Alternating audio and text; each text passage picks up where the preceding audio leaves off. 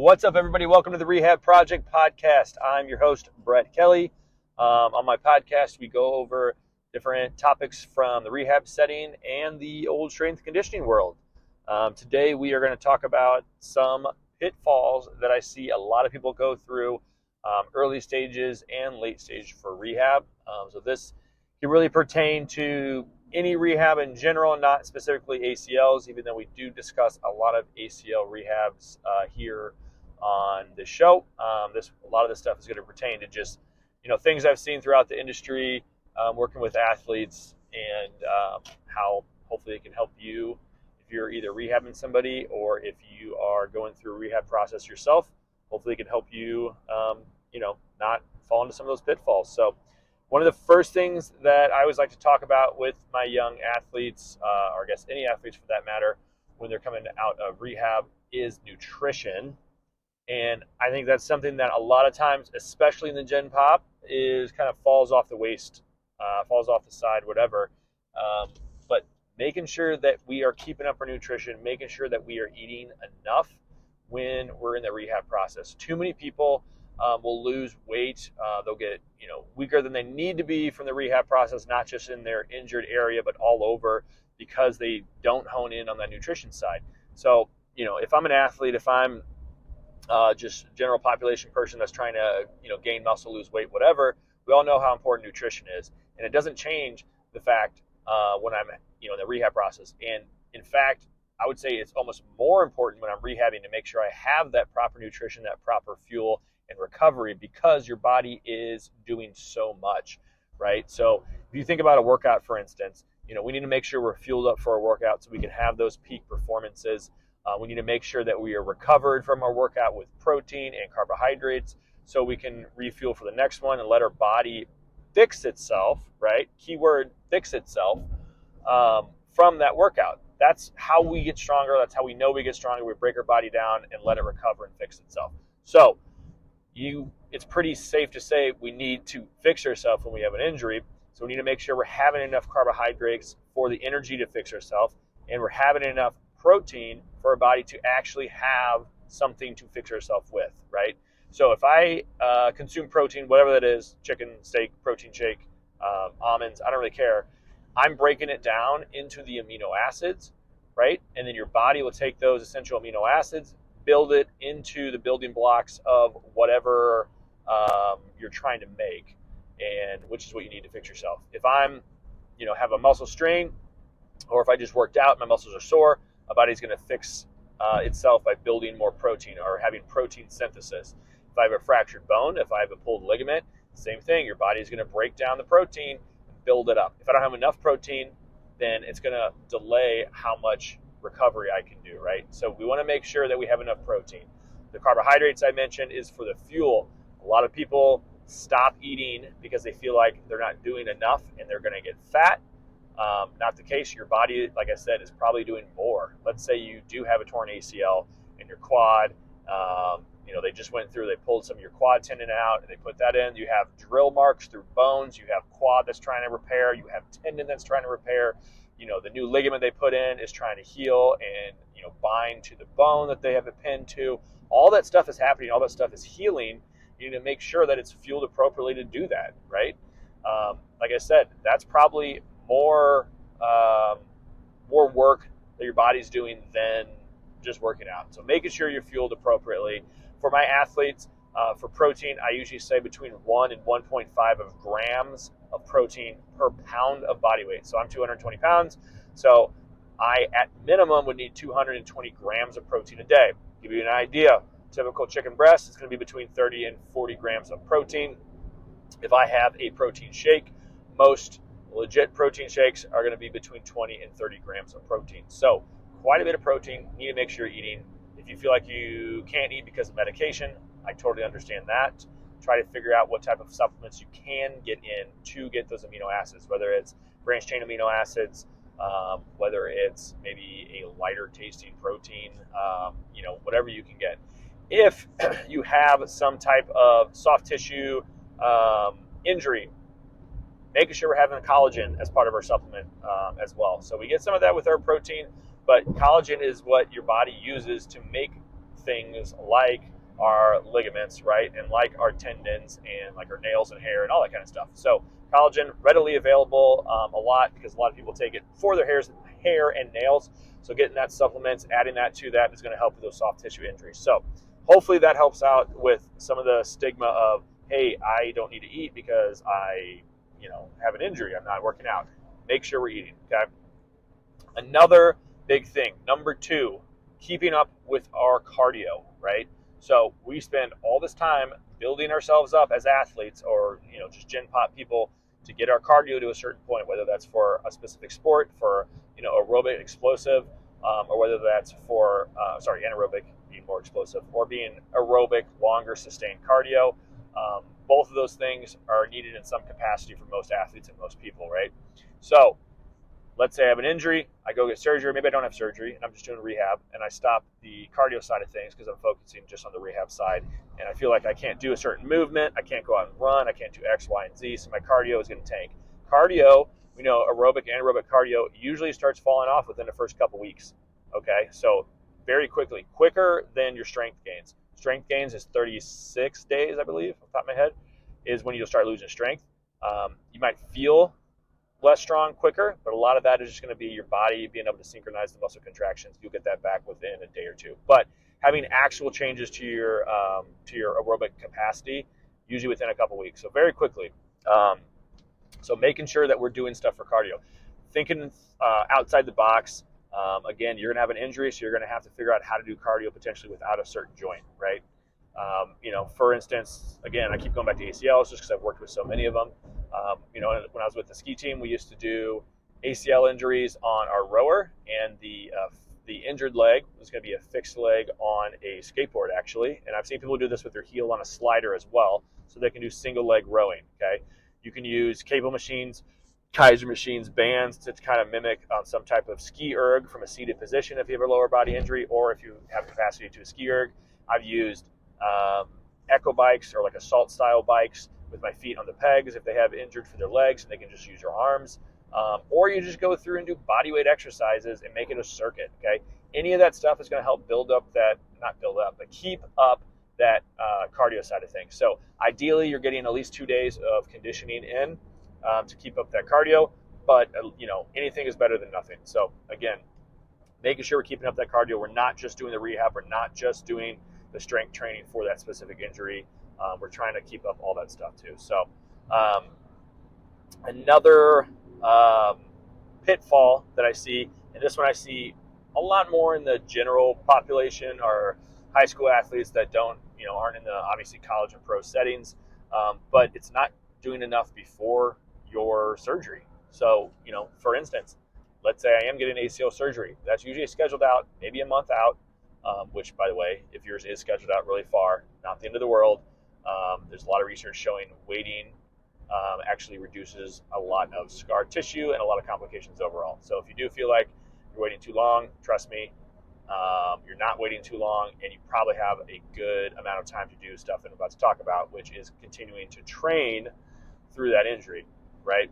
So plenty of people, elect to not have surgery because maybe they're not, trying to get back into sport, or maybe they just aren't symptomatic and don't have as much knee instability. So training without an ACL is very, I would say easy to do, but it's something that's everybody should be able to do. So, looking forward to what is going to cause issues with the rehab process generally, it's atrophy, atrophy, so loss of muscle in your quads because you're not doing that extension. So when I had athletes that had a month or a couple weeks or however long before their ACL surgery, you better believe that we did as much as we could to build up that quad muscle as big as we could beforehand. So the amount of hypertrophy, so building muscle mass, those exercises went through the roof. So anything you can do pain-free, that's not going to cause a big, pain, whatever I want to say here. I'm losing my words. I don't know what I'm saying. But whatever's going to be pain-free that you can do and build up that quad is going to be huge. Whether that's just literally doing a bike, whether that's doing TKEs, if you don't know what those are, total knee extension exercises, check them out on YouTube. Basically just pushing back against a band Whether that's doing full-blown squats, full-blown split squats, pause split squats, wall sits. Like, it's really endless on like the exercises you can do. Just find the ones that are pain-free, that make your quad feel that tight, that pumped up feeling, and that's really going to help with that hypertrophy. Generally, that's higher reps or nice and slow, controlled eccentric down motions. If all you can do is isometrics and all you can do is wall sits and it hurts to bend it too much, doing that is still going to be way better than doing nothing and waiting for it. Because let's say you're a super active person, you do squats every day, you work out 4 days a week, you're a big buff, whatever, and then you have an injury, you're feeling sorry for yourself, which I totally understand. Surgery's a month out, you feel even sorrier for yourself. Is that a word? Sorrier? More sorry? Anyways, you feel sorry for yourself, so you're sitting on the couch, you don't work out for a month, then you have surgery, and then you can't use that quad, at least to a great capacity, for another month or 6 weeks. So now I have almost double the time to have my muscle waste away, versus if I could sit there and at least keep it the same, potentially build it up more before I have surgery, go in with a prime quad as big as I could possibly get it in that amount of time, and then let it atrophy from there with a shorter period of time. So again, number 3, not doing enough before your surgery. Get in, do your workouts, keep your cardio up, make sure you're eating. That's where we're at right now on this good old list. Number 4, and this really goes to people that are on team sports, not staying connected to your team sport. Okay? We as coaches and as therapists a lot of times have to deal with this as like a psychology side of things as well. So, a lot of people, like I said, rightfully so, when you have an injury, you're down on yourself. You don't know what you're going to do with all your free time. You're used to playing a sport. You're used to working out all the time. It's a big difference. Doing what you can to still feel involved with the team is really going to help you still feel that connection of being an athlete. Okay. And that's one of the hardest things, especially the first 4 months, until you can start doing things that resemble, your real training again, like what you do now. Those first 4 months can be difficult in that sense. So I always tell people, if they can go out, if they can help coach, do whatever, take video, really anything, just being out with your teammates at practice is going to be beneficial for you long term. It might suck at first because you just wish you could be out there, but trust me, that's going to be way better than you at home sulking on your couch because you have that injury. Being involved with your team is going to be huge. So psychologically, stay involved in your team as much as you possibly can. Okay, that's again one that's very underlooked. Number 5, last thing I was going to talk about, and that's not focusing on strength training early on.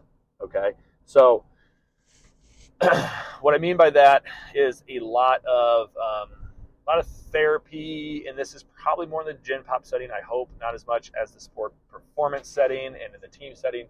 A lot of therapy is, in my opinion, not progressive enough when it comes to strength training during the rehab process. And I get it, there are some complications sometimes, there are instances when you can't do certain things, but I personally want to get my person on a strength training routine as quickly as possible. Again, when I was with the ski team, ideally, our goal was to be the best in the world at rehabbing ACLs. We worked with the sport that had the highest rate of ACLs of any other sport, and we are the U.S. team, so we wanted to be the best in the world at that, right? We were training people on leg presses eccentrically, at least the contralateral side eccentrically a couple weeks out, and then we were starting to do strength training with actual weight, within those first 4 to 6 weeks. Okay, not a lot of weight, but we were doing some weight. Other things you can utilize.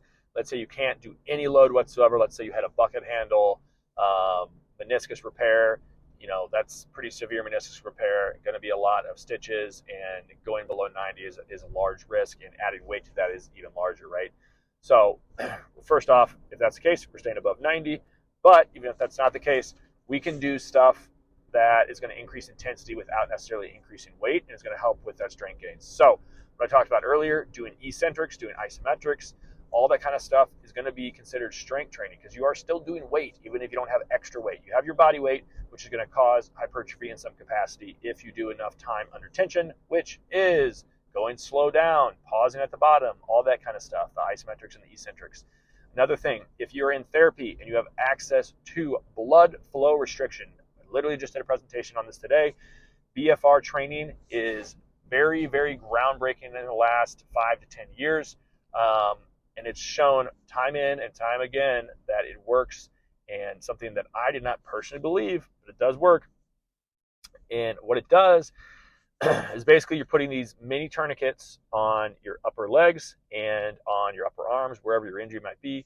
You're doing your exercises. The protocol is usually 30 reps, 15 reps, 15, 15, with 30-second rest in between, and then no more than 20 minutes of exercise with light weight. I believe it's supposed to be 20 to 30, well, body weight or max would be 20 to 30% of your regular weight.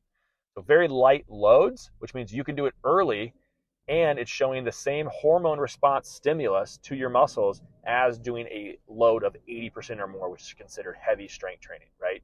So theoretically, I could go out and do body weight squats for 30, body weight squats for 15, 15, 15. And at the end, I'm going to have a very similar, if not the same, hormone response if I went and did, 4 sets of 5 at 85% of my max back squat, okay? And the reason for that is your type 1, your slow twitch muscle fibers, those get fatigued very early because you don't have that venous return, that new blood flow coming in to bring new oxygen. So those muscles get fatigued very early, which causes us to have to use our type 2 muscle fibers, which are typically reserved for working with strength and power, right? So if I'm doing a light load, but I'm using the muscle that's typically used with strength and power, my body is going to see that as I'm utilizing that for strength and power. And what happens when I utilize things for strength and power? I release testosterone and growth hormones to fix those muscles because it knows that load is going to cause damage to those muscles. So making sure that we are doing something strength training wise, okay? Like I said, the amount of people that I see that come to me at 4 months and they're like, hey, or even later, honestly, which is terrifying. They come to me at 4 months, 5 months, 6 months, and they're like, hey, we need to do strength training. This person doesn't have the strength to do X, Y, Z. And they haven't touched a weight, or maybe they've touched a band, right? Is like the amount of people that it's terrifying, honestly, that do that. So if you don't have any restrictions outside of it, getting that weight training in the first 4, 6, at the very least 8 weeks, starting to do something with resistance is going to help you so much in the long term. You're not going to be behind the ball when you're at that 4 to 6 month mark. You're still going to run into complications. Don't get me wrong. I've never had an injury that probably hasn't run into a complication in some capacity. So don't think it's going to be all smooth sailing. But it's going to get you to a place where you can get back into a better situation faster, okay? So overall, those are the main pitfalls, and maybe I missed some, but just off the top of my head, those are the main pitfalls I see with almost any injury, right? So number 1, not eating enough, okay? Eat enough after you have surgery, after you have an injury. Don't stop eating. Number 2, not keeping up with cardio. Making sure you're keeping that aerobic and anaerobic conditioning up as much as possible. Number 3, not doing enough training prior to surgery. So if you know you're getting a surgery, build up that area as much as you can beforehand, because it's going to atrophy. And if you just sit around and wait for surgery, it's going to atrophy even more. It's going to take you even longer to get back, okay? Not staying connected to your team or your sport. Go out, be part of the team. Don't be a recluse, okay? We know it sucks to get injured, but being out there, being with your team might make you a better teammate in the long run, and it sure as shit is going to make you feel like you're part of the team and an athlete again, okay? So do yourself a favor, get out there with your teammates. And number 5, not focusing on strength training early enough. So again, depending on the injury, but this is something that I really like to push as much as we can, because we can find safe and pain-free movements that are still going to build up strength, okay? I mean, in worst case, like if I have a knee injury, I can start doing upper body bench press a week after surgery, right? And I know that's not going to directly correlate to leg gains, but guess what it is going to do? It's going to increase my testosterone. It's going to increase my growth hormones. It's going to increase all of the things that go through your body to increase overall muscle mass. So even training your well leg has been shown to have a crossover to increase strength in your other leg. So if I'm doing, my left knee is injured and I'm doing right leg press, that's going to see some gains on my left side too. It's called Cross Education. Check it out. So hopefully you guys took something from that. If I was rambling, sorry. If you made it this far, congratulations. Thanks for listening. Take some of that with a grain of salt, and hopefully I'll see you guys next time on the Rehab Project Podcast. If you enjoyed this, please share, please like. Like I said, just trying to get some information out there, and I'll start doing some interviews again here in the following weeks. Thanks, everybody.